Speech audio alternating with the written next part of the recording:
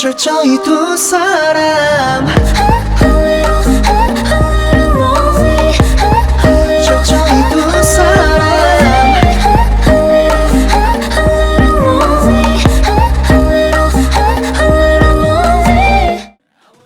Hi guys, it's Aloka. A while back, I asked you guys for your K-pop predictions for 2021. Today, I'm going to be responding to them. Have fun, enjoy the video! GOT7 leaving JYP one by one is something I can quite possibly foresee in the upcoming year. With the news of Jinyoung and Yeogyum already in talks with being recruited by other companies, I'm sure the others aren't far to follow. Aster Jackson openly saying JYP is trash like Jamie did, I kinda foresee that too.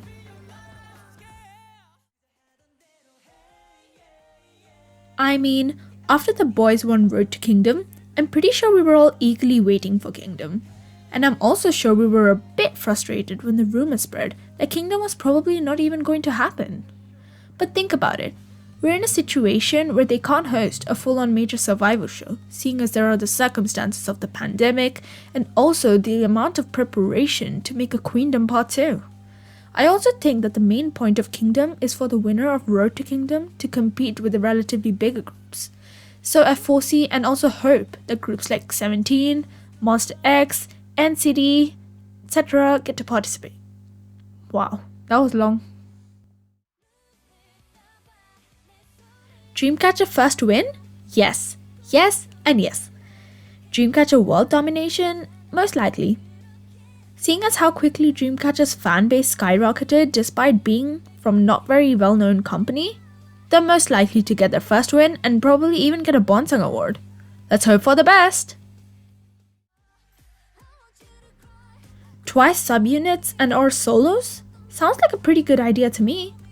Since we all know Twice is being a bit overworked, JYP could perhaps, like SM, make them debut as small subunits or even get solos like LOONA did. I've heard that Chaeyoung also once mentioned that she'd enjoy subunit activities, so I really like to see that happen.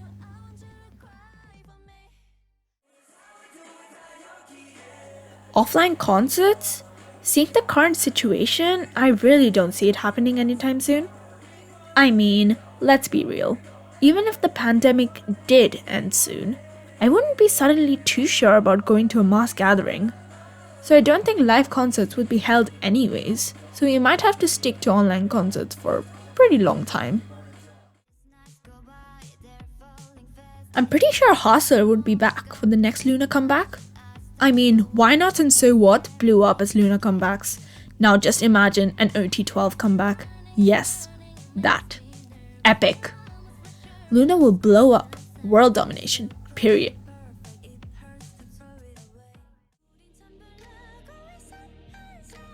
Red Velvet disbandment?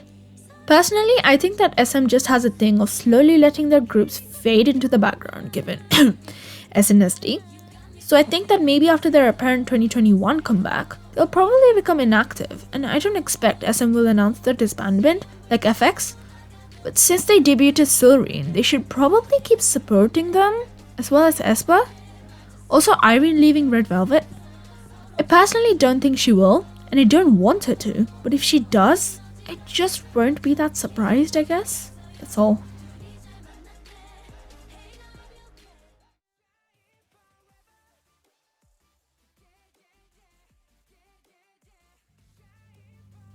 Oh my god, yes! MONSTA X rap line having a subunit would be nothing less than the best thing in 2021, and the year's just getting started.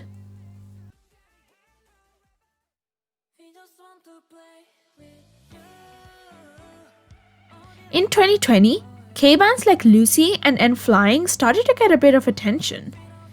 Day6, being from JYP, was pretty famous earlier on itself. Personally, I feel like more K-bands, including girl bands, would debut in 2021. That would be amazing. The year of K-bands, everyone.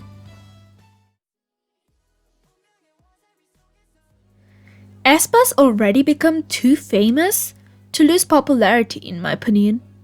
I used to think that this new experimental concept would flop, but now I have different ideas. Same for ENHYPEN. Because of Island, ENHYPEN has been gaining steady popularity right after debut.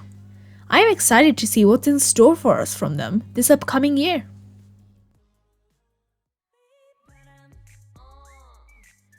Because of the pandemic, they might not be able to film MVs and stuff, but if it's just audio recordings from respective studios, I really don't see why not.